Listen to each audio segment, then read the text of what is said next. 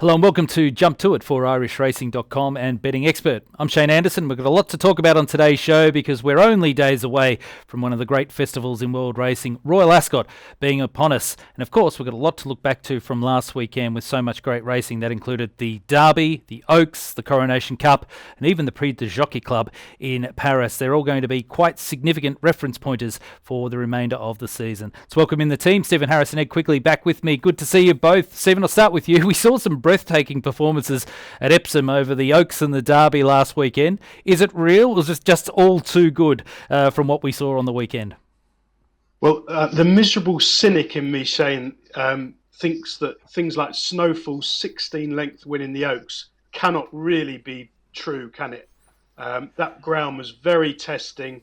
All the others look complete non-stayers. She's either the sort of second coming and is going to win the Arc, getting the allowances, or it's a misleading line of form. And when you've been watching as much racing as I have over the last sort of 30 odd years, you tend to look on the sort of negative rather than the positive. But it was an amazing performance. And in the Derby, of course, we had Adayar, which was a really nice win for Adam Kirby, who's what you would politely call a journeyman jockey, really. But he took the most of the opportunity he was given, and it was a fantastic ride. Ed, you had, of course, last week off, and we missed you greatly from the show, but you've had a chance now to look back on some of those races, whether it be the Derby, the Oaks, or even the Coronation Cup, which produced a narrow but quite a fascinating contest with only a short half head between a couple of the horses on the line. What did you make of it all last weekend, and did you think that the significant wet weather that we had leading into the Oaks meeting played a big part in the results? Yes, potentially it did, Shane. I think it absolutely hammered it down, didn't it? And the meeting started on fairly soft ground, it has to be said. And as Stephen says, 16-length winner of the Oaks, the biggest winning margin officially in the history of the race. Snowfall's going to be one of the all-time greats if that's to be taken strictly, isn't it? I get a feeling the winning margin was exaggerated. A couple of the others in behind perhaps didn't perform. The filly I continually say is overrated, Santa Barbara, was unplaced again in another Group 1, so we can forget about her for the rest of the season. But look, the truth is, some of them probably ran below form. She has run the race of her career. The truth is, the true form's probably somewhere in between. And as I see, she's chalked up as around the 5-1 favourite for the Arc now. She will get her allowances, being a 3-year-old and a filly. And yeah, she does look exciting, doesn't she? With regards to the Derby, obviously there was the well-publicised jockey merry-go-round with Frankie Dettori and Adam Kirby in the build-up with John Leaper and Adayar, etc. And on the day, I don't think there are any excuses, really. I think Adayar was the best horse on the day, got the dream run up the inside, it has to be said. And again, it's the natural nature of us form pundits and critics always looking at those in behind and trying to make excuses for them. I think fair enough winner on the day, it has to be said. But nonetheless, a few eye catchers, and it was thoroughly entertaining stuff. It certainly was. Let's take a moment now to reflect on some of these key races, and we'll start with the Derby. An amazing result for Godolphin and Charlie Appleby with the winner of the race, Adayar, who was heavily backed from a big price in on the day, winning for Adam Kirby. They had Hurricane Lane, who ran really well for third in that race, with a 100-to-1 shot Mojo Star in between them. Stephen, give us your assessment of Adayar. How good do you think he could be? I think he's very much a stayer. The ground was still quite dead. He clocked a good time. There was a lot of talk, Shane, wasn't there, beforehand about stall 1 being a curse and all that nonsense. I seem to remember we did actually dismiss that before the race and were quite bullish about Adayar. He is one of those horses, I think everything panned out ideally for him. He was by far the best horse on the day, but it's probably another race where you have a suspicion that not many of them gave their running. When you look back at bad priced favourites, Bolshoi Bally was 5-4 in that race, which after timing it, that really was a bad price. And he was really disappointing without evident excuse on the day, although I believe they found a big cut in his hind leg afterwards, which might explain why he weakened so tamely out of them. The runner-up was 100-1, I think, ran a career best, an absolute very good effort. And Hurricane Lake, as you say, I thought that one had a bit of a rough trip up the middle. Probably covered more ground than the winner. He could be one to look out for in something like the St. Ledger if they go up in trip with him. But it was a brilliant performance from Adayar. And once again, we always talk about the late money on Jump To It, Shane, don't we? 50-1 with 5 minutes to go to the off, and ended up 16-1 tight on the exchanges, which is an incredible move on a much liquidity as the Epsom Derby. Yeah, it was quite extraordinary just to see that wave of money continue to come for him. Ed, when you look at the performance, he's won by almost 5 lengths, and they're talking up now potentially being a King George horse, so that, of course, being the Ascot summer showpiece over 1.5 miles. He may even go on to be a St Ledger horse if they want to stretch him out further in distance, which was the original plan. How have you assessed him? Is he up there as one of the best Derby winners we've seen in recent years? Hard to tell the second part.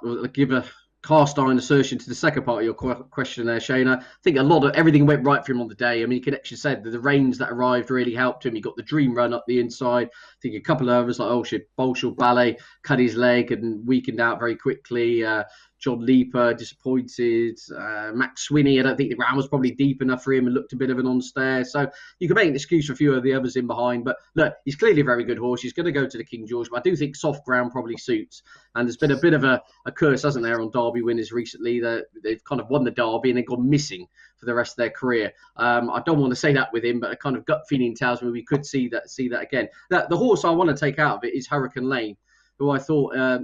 when we saw him win at York, he looked pretty raw and unfurnished, but he galloped. All he did was gallop the straight in the Knaves Mire, and he looked totally all at sea at Epsom. I often take the view that too much is made of horses running at Epsom. Oh, will they handle the track or will they get unbalanced? I think 9 out of 10 horses do handle Epsom, but I generally think Hurricane Lane was the one in 10 who didn't. I mean, William Buick had to ride him after 2 furlongs to hold his position. On the camber up the home straight, he was drifting right. As they came into the home straight, nearly ran into the car park. He just looks a big brute of a thing who wants a flat galloping track, which is why I think York really suited him. And I agree with Stephen, going further forward, as he's 12-1 for the St Ledger. I wouldn't be at all surprised if he ended up in that contest. Town Moor, obviously, pretty much the longest home straight at Doncaster in the whole of the racing world. You just wind him up, he turns into a home straight, and he'll just gallop. And I think pedigree offers plenty of hope that he'd see out that trip. So Hurricane Lane, the one for me to take out of the race. Adayar, fair winner on the day. Just slight suspicion whether he can back that up, especially if we hit real quick ground in the summer. Let's move on to the Oaks and talk about Snowfall. A 16-length win, a big result for Aidan O'Brien, Coolmore and the Balliard Oil training operation. And great to see Frankie Dettori with another classic success, this time partnering up with Coolmore, which for many years, Stephen, have long been his great rivals when he was associated with Godolphin. So on face value, record-breaking winning margin success, time looks strong. How can there be such rapid improvement from what we saw at 2 to 3? It makes you scratch your head a little bit. Well, I must admit, that having got the Derby half right, although John Leap was disappointing, but we did give a positive mention to Adayar. I got the Oaks completely wrong. I mean, I laid Snowfall a place at around about 5 to 2, which was a cheaper option than laying 8 to 1 winning. I thought she was very flattered at York, gifted the run of the race, and I thought the ones in behind would reverse the form. Well, that was completely wrong. I mean, what is amazing with Snowfall is that she had quite a few runs as a juvenile and began to look exposed. And when she reappeared at York, Shane, she was sent off 14 to 1. Well, Aidan O'Brien does not have 14 to 1 winners when he comes over here. Usually, if they're sent off double figures, they're beating the ambulance home out the back because they are the shrewdest outfit going. They know exactly where they stand with their horses. And the market is an incredibly good guide to them. That being said, there was obviously no fluke about York, despite what I certainly thought. Was there a fluke about this 16-length win? I mean, when you watch it back, I mean, it was like she joined in the race 3 furlongs out. They were all absolute unconscious. It was like a Foss-Lass novice hurdle with them all unable to put one leg in front of the other. I am quite cynical about what that amounts to. And they went 8 to 1 after the race for the Arc, and I can see why people thought, well, hang on a minute, this is just won by 16 lengths. But if you look at all her other pieces of form, she's now a very bad price for the Arc, in truth, and it's a totally different race. I do have a suspicion that this has got an element of fluke about it, and Ed just touched on a point about the ground. We're not going to get soft, and it was properly soft ground because of the heavy rain and the overwatering, which is another issue that had taken place in the week before Friday. So whether she's going to get those conditions again this summer is extremely doubtful. So probably I'd be against her next time. She's likely to be underpriced. It's interesting, Ed, when you think about wide margin successes. Last year, Aidan O'Brien had Love win the Oaks by 9 lengths. She came out and proved herself a legitimate Group 1 star with some of her other runs, although minimal racecourse appearances over the remainder of the season. So we can see demolition jobs often in a race like this when it's own age sex events, but also when there's been significant weather patterns come in the period leading into the race. I think that's possibly something we'll need to really work hard to try and determine how much better was she realistically over her rivals versus how she was able to take advantage of that situation. Yeah, absolutely. Touched upon it at the top of the show. I think that the truth is her true form is probably.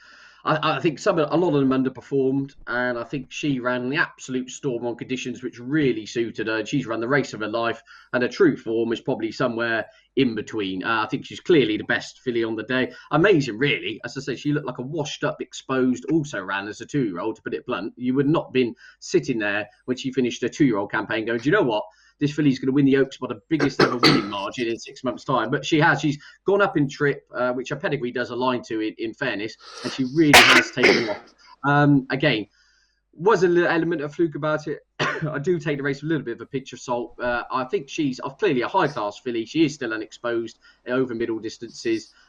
Whether she could back that up on faster ground, no one really knows, I suppose, is the great imponderable of racing, why it makes it exciting. But even on faster ground, she would have won that race. Whether she won it in such spectacular fashion, that's probably the salient point there. But best filly on the day, no doubt.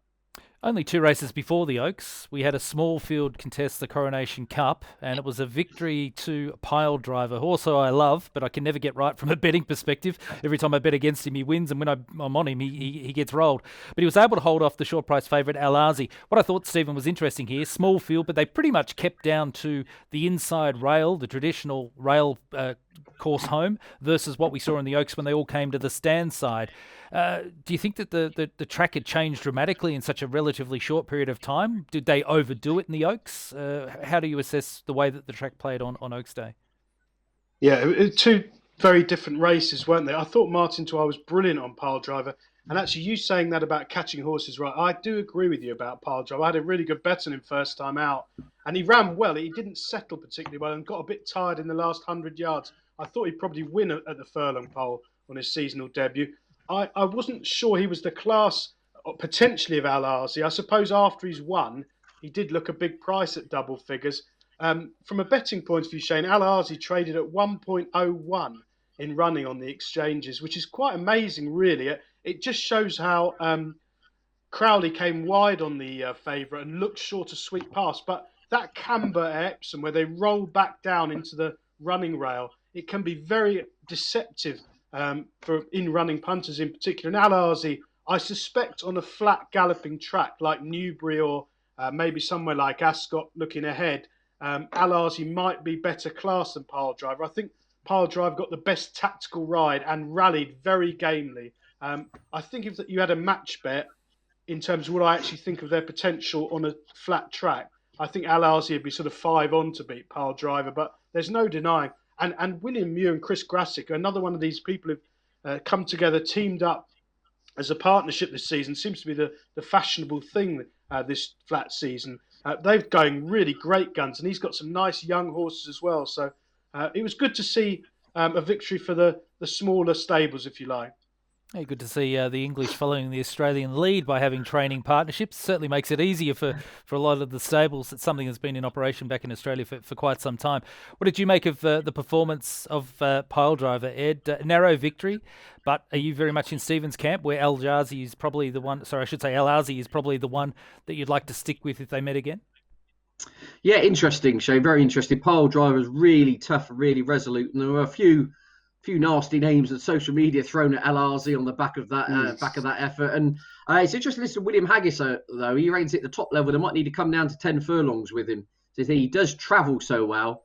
And I think Jim Crowley was insinuating perhaps his stamina they really tested his stamina and petrol gauge over a mile and a half. And Pyledriver wouldn't go away, it has to be said. And I mean, half of you thought he didn't quite go through with the effort, and part of you maybe just didn't excel in that final furlong where you really needed to stay and kick on. And so it sounds like they've kind of mooted the Eclipse as a potential run next time out, come back to a stiff 10 furlongs. And I can kind of see the logic in that. If they go hell for leather up front, he's a very strong traveller. and I wouldn't totally give up with him yet. But questions about him right at the top level have to be answered, I suppose. As for Pyledriver, it sounds like they're going to the King George. Well, they'll meet the Derby winner, Adayar, obviously, which would be an intriguing encounter. And it was great for Martin Dwyer as well, wasn't it? 45. And we're talking about you don't win anything with kids. Well, we've had Jim Bolger, Kevin Manning, Frankie Dettori, and 45-year-old Martin Dwyer, of course, winning the Derby on Sir Percy back in 2006 and still knocking in Group 1 winners now. So, yeah, it was a wonderful performance, as Stephen says, for one of the smaller stables in the world of flat racing. Before we move on to talk about the Prix Jockey Club, I just want to ask you both about two horses that ran in the Coronation Cup, because they will be progressing to some of the other big races throughout the season. That is Japan and Mogul. To my eye, Ed, both flatly disappointing. Is Aidan O'Brien in a bit of trouble with these two? Absolutely. Just two overrated waste of times, I think, to be honest with you. I've got them on the list with Wembley, the other horse, which gets backed as if it's the new Shergar and races the ambulance every time. He's a load of dross. Japan, he's exposed. It looks like he doesn't enjoy it. Mogul, they seem to find a new excuse every time for him, don't they, really? He looks out of love with the game, to be honest with you. So waste very little time on them and be very shocked if they're winning at the top level. I mean, they could go and find some Zimbabwean Group 1 to go and win, fair play. But I don't see them really troubling or dining at the top table this season, shall we say. You with Ed there, Stephen? Well, actually, I was just thinking, Shane, that those of us an older generation like ourselves remember horses like Isterbrack that Aidan O'Brien used to send over when hurdling. He was multiple champion hurdle winner. I'd love to see these old dogs like Mogul. I mean, Japan perhaps isn't ungenuine. That might be a bit unkind. But Mogul definitely has got a time form squiggle, surely, by now. They'd be top-class hurdlers. I don't know why they don't try it. They're going to be running now they'll probably have to go down to sort of Group 2, Group 3 to get wins out of them. If I was them, I'd pop them over a few flights of hurdles, maybe send them to Joseph. You could have a champion hurdler on your hands. They've still got so much class. They're bound to stay 2 miles on decent-ish ground.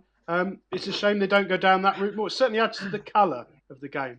I think a big problem could be the fact that Mogul costs 3.4 million guineas as a yearling, and they don't want to go down that path. Anyway, good luck to them. I hope they can bounce back, but certainly Ed and Stephen don't agree with me there. Quick touch point on the Prix du Jockey Club, because this was a really good result for Coolmore and Aidan O'Brien, with St Mark's Basilica scoring a runaway victory.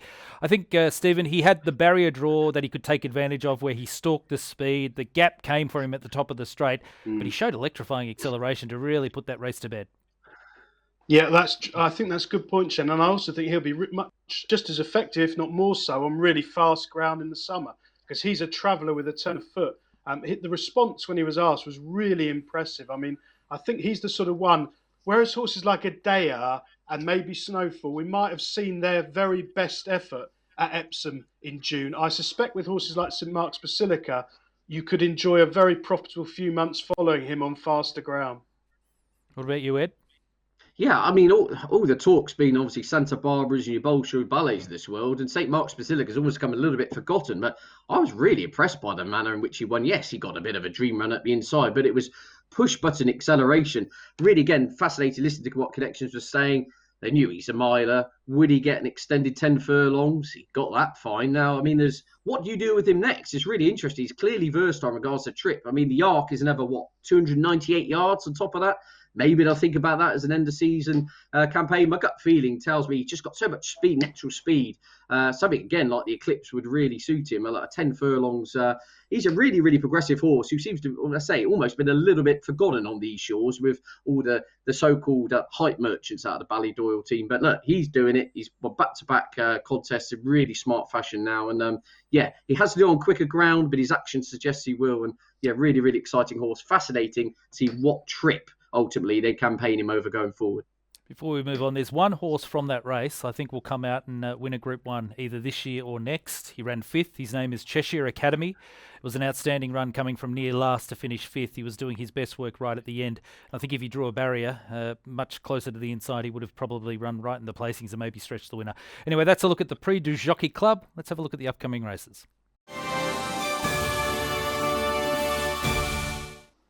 And one of the great weeks of racing is on our doorstep. Next week, we've got Royal Ascot, 5 days of fabulous contests coming in arguably the most prestigious way. Stephen, and what I love this year is there's been a shift. We've gone from the traditional 6 races a day now to 7 races, so more betting options. And I think importantly, we might just have perfect conditions for all 5 days of the Royal Meeting. Yeah, the forecast is excellent. It's going to be 25 degrees and sunny. They're bound to be warm, imagine it. It's already good to firm, good in places. Ascot is actually a track they don't actually tend to ruin, Shane. They let it be fast ground, and you get much better racing as a result of that, in my opinion. As you say, 5 days. We've got 7 races each day, so there's 35 races for punters to study. 6 two-year-old races now, which personally, as an old misery, I think that's ridiculous, because what you end up doing is you dilute it. They all avoid each other, and they cherry pick, and you get less competitive racing as a result. When there used to be much less 2-year-old races and less choice for the trainers, it was better. But still, it's a fantastic spectacle. You've just got to stay. It's a dangerous time for punters, Shane. I'd say that to Jump to It listeners.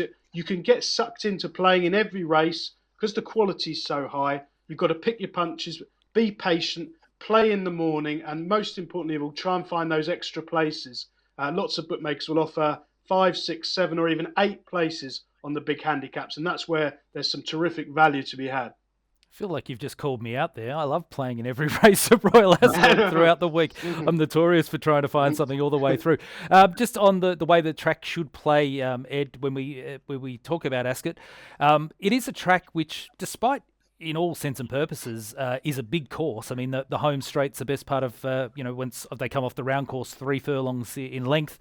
You've got a lovely long straight course up to a mile. But quite often, it's a course that will suit those that can be bang on speed.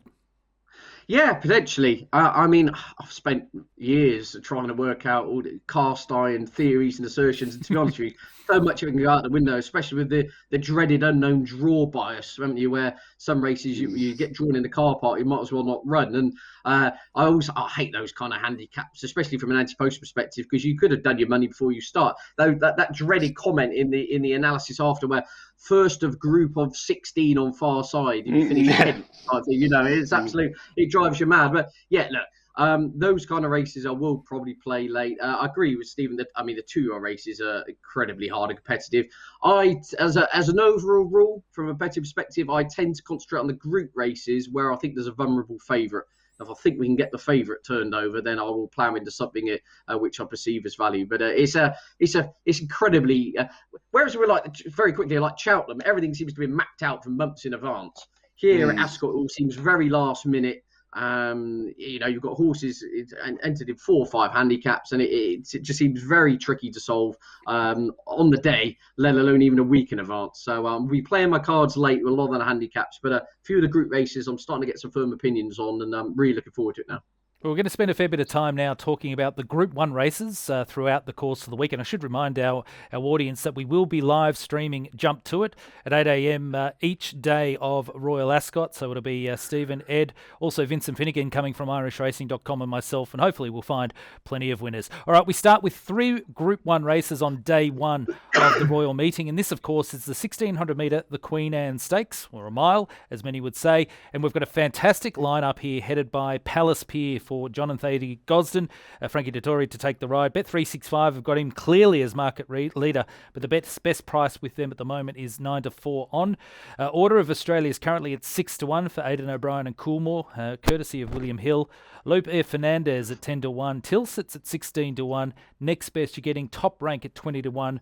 With Sky Bet. Stephen, I think based on what we've seen from Palace Pier so far this season, he's come back in magnificent order. His overall record, he's only tasted defeat once and he had issues on that occasion. Is he the standout bet for the week?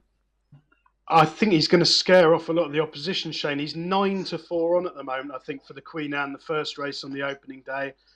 He's won 7 of his 8 career races, 780 odd grand's worth of prize money. I know when he reappeared at Sandown, they thought he was about 80% fit. They hadn't done a lot with him. He pulverised them. And then in the Lockinge, that was one of the most remarkable performances of the season so far. Dettori made up 6 lengths to hit the front over 2 out and was sort of looking round, and he had them all absolutely stone cold. And he then went again when Lady Bowthorpe came out the pack to challenge. I mean, that bare form's worth. I'm not sure what he's beaten so far this season. I mean, they're not top class horses, but he's done it in the manner of a top-class horse. They always thought he wants fast summer ground. He's going to get it at Ascot. Dettori will be on. I wouldn't be surprised if he ended up being about 3 on, and there's about 5 others take him on, because they've all got other races they can run in, Shane. So if they don't think they can win, they might as well go for something they can. I think this might end in a small field and a very, very short price favourite.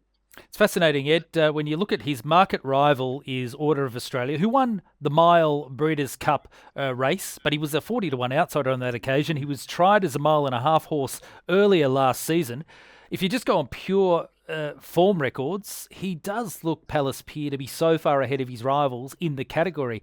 But if you want to try and find a fault, the only time he's been beaten was down the straight mile course at Ascot last year on British Champions Day. Can you use that as an excuse? You could to an extent, however, very different ground conditions would be the key point. That was always their nervousness. It was very soft on that occasion. He's going to get his summer ground here.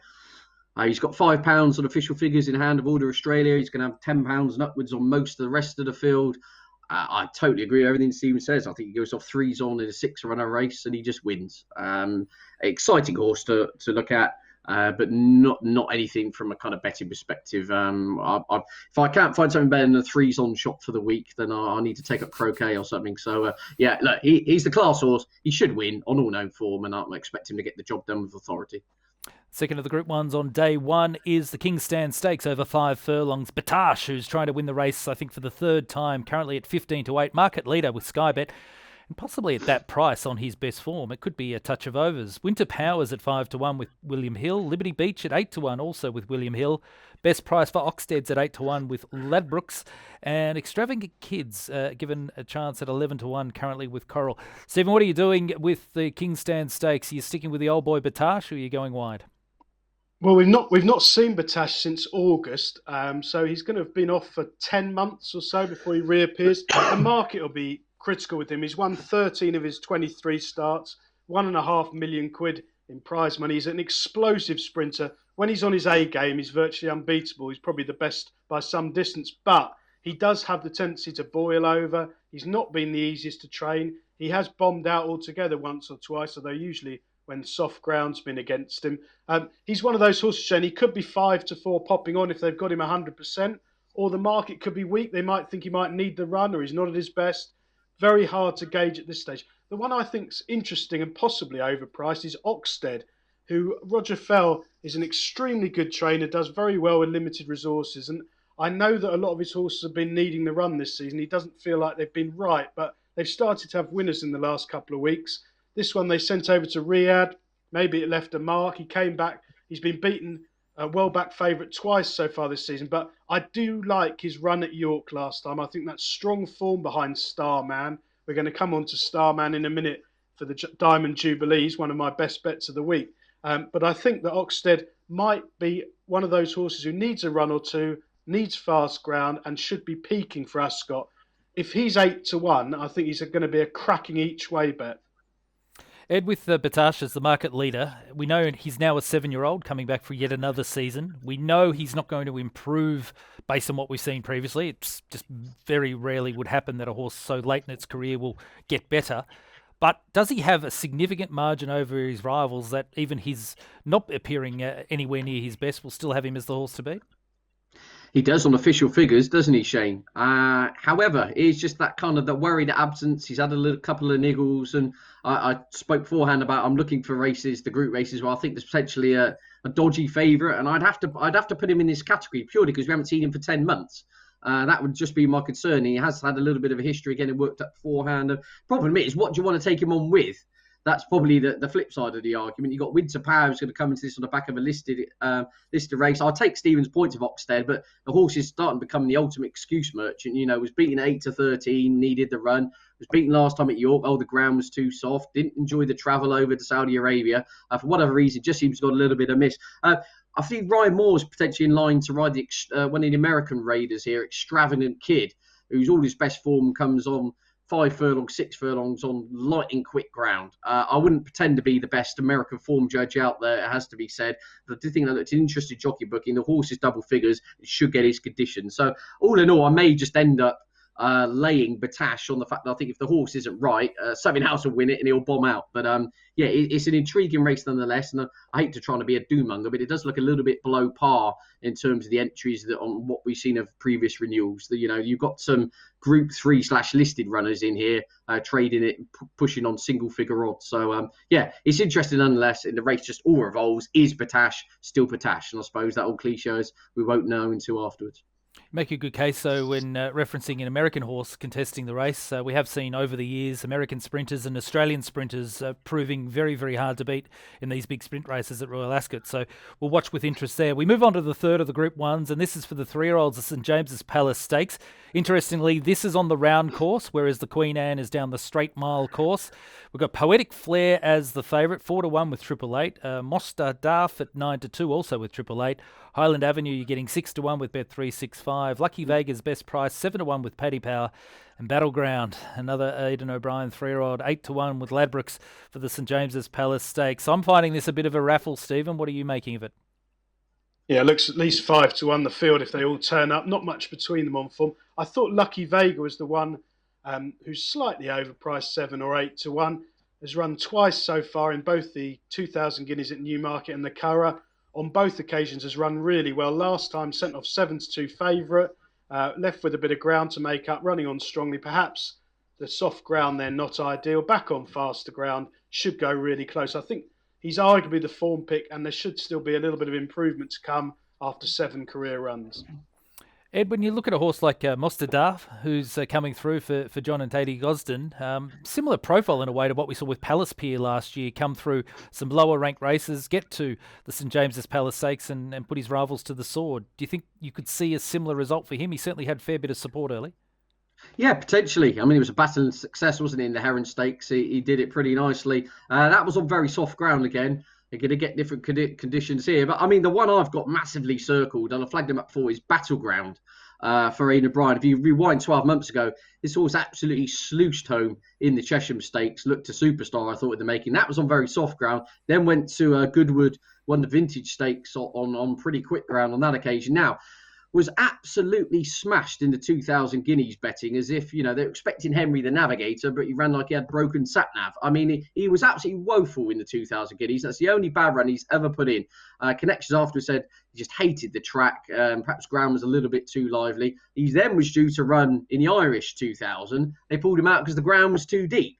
So I don't know what's going on here, what actual ground he does want. It's probably somewhere in between. But the volume of money which came for that horse in the 2,000 guineas, I think it was available 12-1 on the morning, went off 9-2 favourite. That suggests to me they were expecting a huge run from him at Newmarket that day, and it didn't materialise. I wouldn't be at all surprised, back at his happy hunting ground, back at the scene of, you could argue, his most impressive performance to date, whether he really came to life. Again, ground could be a little bit on the questionable side, but they will water it sufficiently that it's not absolutely rattling. But Battleground, definitely for me, I'm convinced we're there's a lot more to come from him on a more conventional track, shall we say. All right, that's the assessment of the 3 Group 1 races on day 1, which is Tuesday, June 15. Day 2, the Wednesday, the 16th of June, and we've got 1 Group 1 race, and that, of course, is the 10 furlong showpiece, the Prince of Wales Stakes, won by many an outstanding horse over the years. 2 horses at the top of the market. Lord North, 9-4 with William Hill, who was impressive, winning the only time we've seen him so far this season. Love, the champion filly of last season, back now as a 4-year-old. She's 9-4 with Sky Bet. Of course, she missed the Tattersalls Club Cup a couple of weeks ago. Armory's at 7-2 with Bets 365. Adayar, the Globetrotter, of course, a Group 1 winner in Australia at his most recent outing, currently 10-1 with Bet 365. And Japan, who may back up after the disappointing performance in the Coronation Cup, is currently 12-1 with William Hill. I find this a really interesting betting market so far, Stephen, because with the expectations around Love and how good she could be, getting 9-4 for her, I think on raw ability, she might have a bit of a margin over some of her rivals here, but you're taking the risk. She's coming to the race first up. Yeah, it's very hard to compare the form here, Shane. I think Love was so impressive last season. She won the 1,000 guineas impressively. Her win in the Oaks was brilliant. She quick and clear. She looked absolutely top class there, coming home alone. And then on her last run at York, she didn't come off the bridle to beat inferior. So she did nothing wrong. I do think they missed an engagement with her, didn't they, a week or so ago.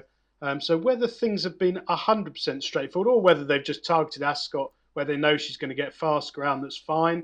She's a fascinating runner. Lord North, of course, the current favourite, or just about favourite, won this last year, came from last to first, despite pulling quite hard, quickened up well. This looks a stronger renewal this time around. It's a fascinating race.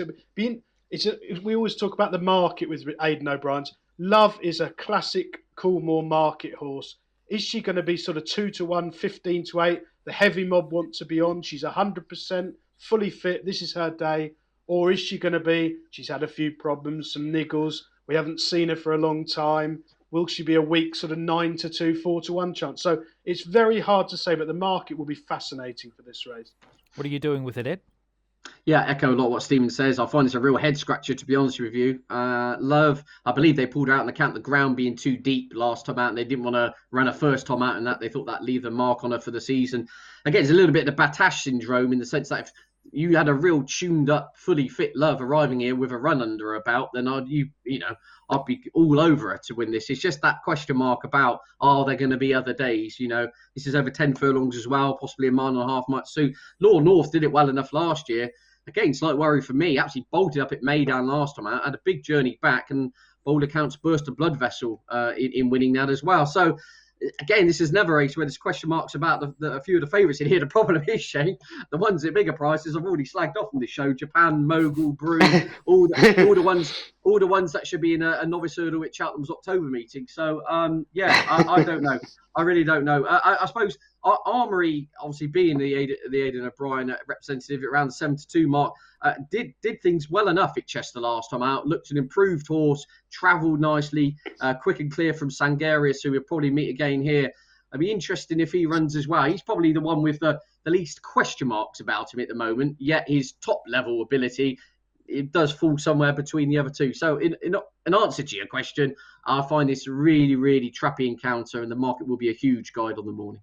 Okay, let's move on now to day 3 and the Gold Cup over 4,000 metres or 2.5 miles is the big one, and Stradivarius is trying to equal Yates by winning the race for the 4th time in succession. He's an even money favourite with William Hill, Subjectivist at 13-2 with the same firm, Trushans at 8-1 with Paddy Power, Spanish Missions at 10-1 also with Paddy Power, and Search for a Song at 14-1 with William Hill. Stradivarius has dominated this race over the past few years, Stephen, including last year with that massive margin success. Are you sticking with him at even money? He's 17 wins from 27, 2.6 million quid in prize money. He's the sort of horse could make you love flat racing over jump racing, to be honest. They've campaigned him so well. I know when he won last year, they were very worried about soft ground. They've always said, try and avoid soft ground. He's such a good moving horse with a turn of foot. Well, he looked like he desperately wanted soft ground the way he won last year. The one thing about his reappearance, he was quite an uneasy favourite. He was sent off 7-4 on, but he looked like being a lot shorter than that. He won well enough, but the two horses he beat, Ocean Road and Naef, have both come out at Naef Road. Ocean Wind and Naef Road have both come out and been very, very poor next time. So strictly from a recent form point of view, that would be a negative at the price, but obviously he's got it all in the book. At some point, Shane, as you know, age catches up with all of us, but Stradivarius shows no signs of that at the moment. He keeps coming back for more. Is he the sort of horse I want to back at even money? Probably not, in truth. As long as I've got some shoe polish to hide the greys in my hair, Stephen, age will not slow me down. Ed, let's get your assessment of the Gold Cup, Stradivarius. Look, on pure form, even money to me looks a very good bet, and I think he will probably start significantly shorter unless something dramatic happens over the next few days. Do you see it similarly? Yes, I do. Yeah, the race naturally will cut up, won't it, to be a single-figure field. He most likely winner, blah, blah, blah. We know that. However, the horse I've tipped for this, I've backed for this, and I'm sticking with, as an each-way perspective, is an Aidan O'Brien horse, Santiago. Of course, won last year's Irish Derby. He was a Queen's Vase winner at Royal Ascot. All this horse does is gallop. He's an out-and-out stayer. Really think we could see more improvement from him when he goes up to this 2.5 mile trip. He got within 2 lengths of Stradivarius at Goodwood last year, don't forget. I just think he's just ready for a proper test of stamina. I think Stradivarius will win. I think Santiago can follow him home. That's my kind of assessment at the moment. Okay, let's move on now to the next of the Group 1s, and this is the Commonwealth Cup over 6 furlongs, 1,200 metres on Friday. a new addition, or fairly new addition to the Royal Ascot meetings, only been run over the past few years. And the American filly Campanelle is the favourite 5-1 with William Hill. Suesa at 11-2, Bet365. Dragon Symbols at 10-1. Supremacies at 10-1. Diligent Harry at 12-1, the next in the market. What are you doing here, Stephen? Not got a strong opinion here. I think Campanelle's by far the most interesting runner if her temperament holds. I know Wesley Ward's got a brilliant record at Ascot. She won the Queen Mary at this meeting last year. She did have to be pony to post, but that's usual for his horses. They usually do that to keep them from boiling over. They're usually on their toes. She ran a blinder in the Breeders' Cup. Fascinating. Again, a market horse. We've not seen much for this. We haven't seen anything of her in the last 8 months or so. She's bound to be primed. She's over here already. Dettori will be booked. She's going to be a very popular horse for sure. Not a race I've got a strong betting opinion on. All right. So what are you doing, Ed? Well, yeah, I'm on an absolute Hail Mary in this one at 50-1. The Learjet, a horse I know has been in your tracker for some time, Shane. I think it's a huge price, given the basis he showed brazen speed when winning the Norfolk Stakes at Royal Ascot last year over the 5 furlongs. They've tried to stretch his stamina out, didn't they? Took him over to America over a mile. That didn't work. They ran him at Newbury on his comeback over 7. Again, I thought the old petrol light was coming on in the closing stages. Now, they went to go to France for the French 2,000 guineas. The horse apparently had some blood irregularity, didn't run. That's the old incident where Kieran Fallon Jr. stuck in the hotel room being quarantined and couldn't get back. They then, a kind of a last-minute choice, decided to reroute him, get him back here and run him at Haydock over 6 on an absolute bog. I mean, remember that ground a couple of weeks ago? It was like Betfair Chase weather in November. He came home last. I'm not worried about that at all, purely for the fact I think that would just got the run into him. It would have blown the cobwebs away. If he had a couple of issues with his blood sample, whatever, he could leave that behind him. He's 50-1. He's a previous Royal Ascot winner. They've squashed all thoughts about 7 furlongs and a mile. They said they're going to stick to sprinting trips with him. If you can get some quick ground, 50-1, I do think it's a huge price for a previous Royal Ascot winner at his right trip. Yeah, you touch a very good point, I think, and you often see horses that have won races or run really well in some of these big races at Royal Ascot keep coming back year in, year out and performing quite admirably. So at $51 for the Learjet, he just could be a really good each-way chance. The other Group 1 race on the Friday is the Coronation Stakes over the round course, the mile. And Mother Earth, winner of the 1,000 guineas, is the favourite at 7-2 with Ladbrokes. Primo Baccio at 11-2, pretty gorgeous at 6. Then we get out to Joan of Arc and Potapova, both at the 10-1 quote. Mother Earth, of course, after winning at Newmarket, Stephen went to Paris, and she was narrowly touched off in the French 1,000 guineas. Do you think she can come out on top again? Yeah, I think that's the key form line, Shane, the guineas at Newmarket. The one I like here, I think, is a bit of a forgotten horse, Saffron Beach, who ran in the Oaks the other day. Hopefully she's okay to run because she didn't stay a mile 4, full stop, end of sentence. So forget that run completely. I thought she had no chance of staying before the race. She's got plenty of speed. She wants decent ground. She's the same horse as Mother Earth on their guineas running. Arguably, she was on the wrong part of the track as it turned out, and Mother Earth was over on the far side, and Saffron Beach had to come up this side. So I thought she ran an absolute blinder. She's going to be 12, 14, 16-1, back at a mile, back on fast ground. Brilliant small yard, going really well. I think she's a really good each-way alternative to the front of the market. All right, Saffron Beach at the each-way from Stephen. Ed, are you with the favourite or are you going wide? Yeah, I think it's just wide open again. I think it's all seemed a little bit much of a muchness in behind, as we said. Yeah, the favourite, look, she's done it well enough so far. What we've seen, Newmarket performance was good, but again, we touched upon it on the show a few weeks back. I'm not totally convinced by the form of that race. There's one in here which I've got highlighted. I don't know if she's going to run or not, but it's Potapova for Cheveley Park, Sir Michael Stout. It's around the 11-12-1 mark. Winning at Chelmsford and then Redcar wouldn't be the most conventional route into this race. However, she's not had to come off the bridle to win both races. Now, Sir Michael Stout traditionally doesn't like the tilted windmills. He gives his fillies a lot of time and they progress through the years. But she won 7 Lakes Hard Held at Chelmsford. She went to Redcar. I think she was 5s on. Absolutely stuffed the field up. Danny Tudhope said he couldn't quite believe it, how good she felt underneath. Very interested. If Sir Michael Stout lets her take a chance, it's almost a sign in itself, to use the old cliche, so we say. So, look, I think Mother Earth, she's very solid. She'll run a race. Those in behind, I think you can, well, the market's suggesting it. I think there's, 7 horses separated by 2 points in the betting. I think there's a little bit of an element to throw a blanket over them. But Potapova, she's a 12-1 poke. She's not had to come off the bridle. If she does run, I'll be interested at a double-figure price. And we move on to Saturday, where we've got the final of the Group 1 races for the week, the 8th in total, and this is the Diamond Jubilee Stakes over the straight. 6 furlongs, 1,200 metres, and Starman, who Stephen's already given a push for, 10-3, so 100-30 favourite with 888. Dream of Dreams at 5-1 with Ladbrokes. Nahar at 7-1 with William Hill. Glass Slippers at 10s with Coral. Art Power next best 12-1 with William Hill. All right, Stephen, give us the reason why Starman's the nap of the week. Yeah, I think he's a real banker, Shane. He gets 7-2. I think that's a fair price. Definitely going for the race. He's run 5 times. He's trained by a really good young trainer in Ed Walker. His only defeat came on soft ground. You can throw that away. He's won all 4 starts apart from that.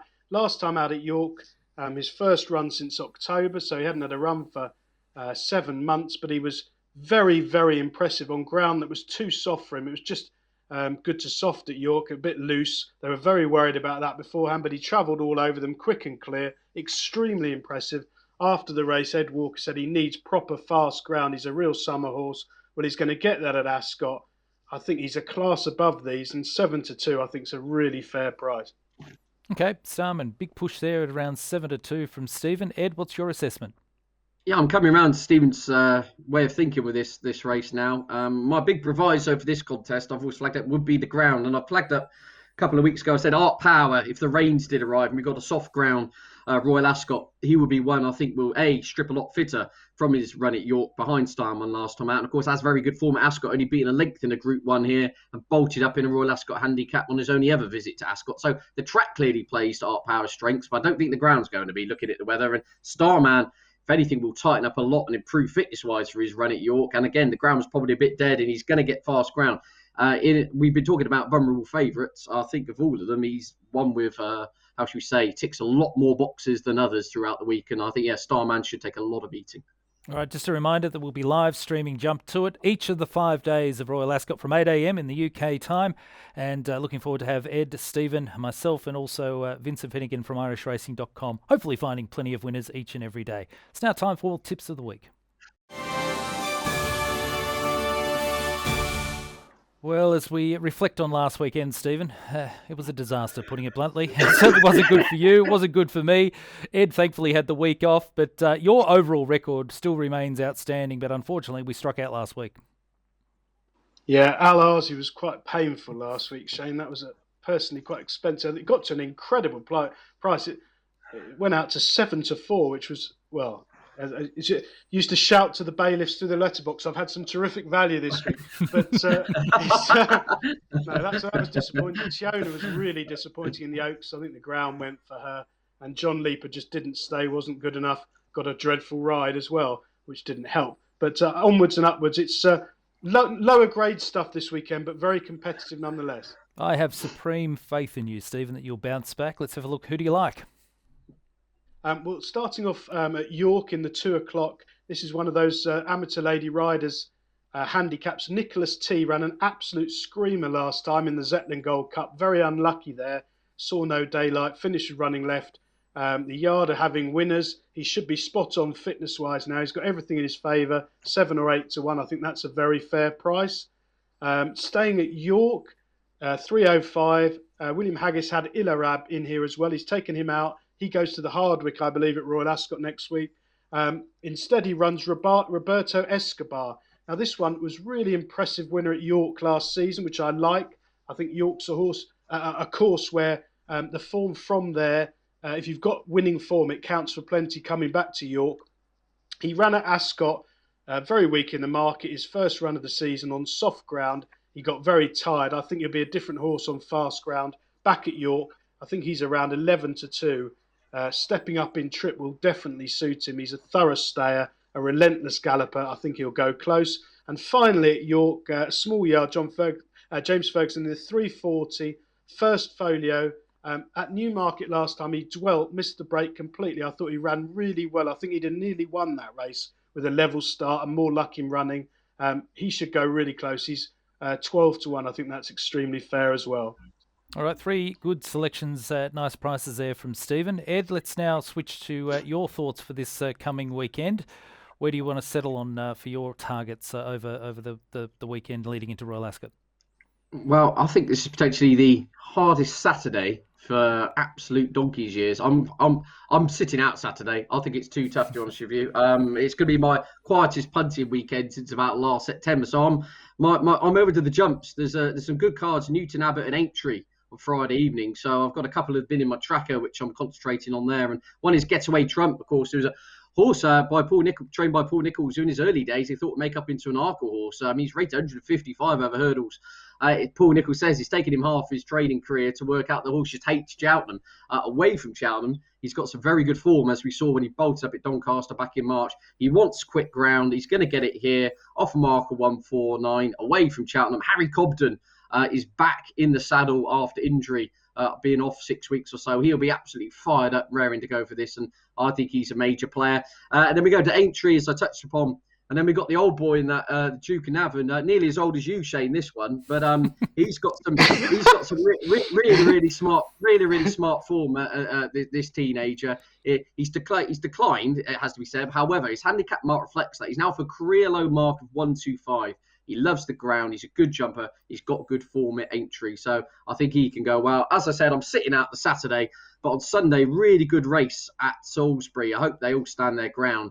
The Cathedral Stakes listed contest, really interesting. Mums Tipple is likely to go there and be favourite. Of course, a horse that nearly broke the track record at York a couple of years ago. But Cardem, previous Stewards Cup winner, must have quick ground. That really is the bottom line to this horse. He's not had his conditions at all. It's really funny listening to Jim Crowley saying they almost just give up. Whenever they send him to a race course, there seems to be one rain cloud in the area that just moves over him, rains, and then it's dry the rest of the day. They just have not had his conditions. He's not a Group 1 sprinter. He hates soft ground. He's enlisted level here, and he should, by all accounts, get proper good to firm ground at Salisbury. I think he's the class act to take some beating. All right, good luck to you. And I think by next week's show, I need to find some sort of social media filter that'll make me look younger so I can stop you two picking on me. I had a blowout last week. I went all in John Leaper in the Derby, and I agree with you, Stephen. I think he was given a terrible ride. Frankie Dettori was way too far out of his ground early. He tried to make a lightning move coming downhill into the home straight, and it was just set an impossible task and brought him undone. I think he'll win a decent race, though, later in the season. However, to find a winner for this weekend, I don't like anything in the UK. I think it's pretty tough, so I'm heading back to my homeland of Australia. One of the biggest races of the year in Australia is this Stradbroke Handicap over 1,400 metres or 7 furlongs at Eagle Farm, and I'm very keen on the bottom weight in the race. It's a handicap. His name is Apache Chase, last start winner of the Fred Best, beating one of the highest regarded 3-year-olds in Australia called Ayrton. He was super brave. He's going to be on speed. He's drawn well. You're currently getting 8-1 for him. Each way bet 365, 5 units each way for me. Hopefully he'll bounce me back into good form and set me up with a decent bank going into Royal Ascot, Stephen. Of course, it's going to be a brilliant week of racing, but just give us a quick thought. Do you have a highlight at all for this weekend, or is it all about building up to Royal Ascot? Well, I think it is looking ahead to Royal Ascot. Shane, you do all the form over the weekend. We'll start to get the final fields coming through 48 hours in advance. But I am looking forward to Roberto Escobar. I've been waiting for him to step up to a mile 6. You can forget his first run of the season at Ascot. The ground was too testing for him. Haggis is absolutely flying. Everything he runs is nearly winning or running blinders. So 5.5-1. Roberto Escobar, I'm looking forward to seeing him run at York. All right, good luck to you. And Ed, have you got anything you're looking forward to this weekend, or is it all about Royal Ascot form? No, it's all about jumps racing on Friday night. It's about the barbecue on Saturday, and then it's England Croatia on Sunday, as we said. But yeah, no, I'll be as I said, I think the Saturday is so competitive. You're both much braver than myself if you get involved with the action at York, etc. So yeah, keep up a powder generally dry. Just keep your eyes on those entries for Ascot. As I said, there's a few vulnerable favourites, I think, and I'm looking to try and get them turned over. With what yet, I don't quite know, but that's all part of the fun. And good luck to you as well. There we have it. Stephen Harris and Ed Quigley joining me here on Jump To It. Great to get their insights. And just a reminder that we do have live streaming coming of Jump To It all next week for Royal Ascot, Tuesday through Saturday, coming in at 8 a.m. UK time with the build-up and the latest information for the big days of racing. Make sure you head to irishracing.com to get all the latest racing news, cards, form, tips, and plenty of opinions. And of course, head to bettingexpert.com. Stephen Harris has his daily tips available with his NAP, which is his best bet, and of course, a value selection. And overall, Stephen's been in fantastic form throughout this racing year. Hope you've enjoyed today's edition of Jump To It. We'll see you again next week.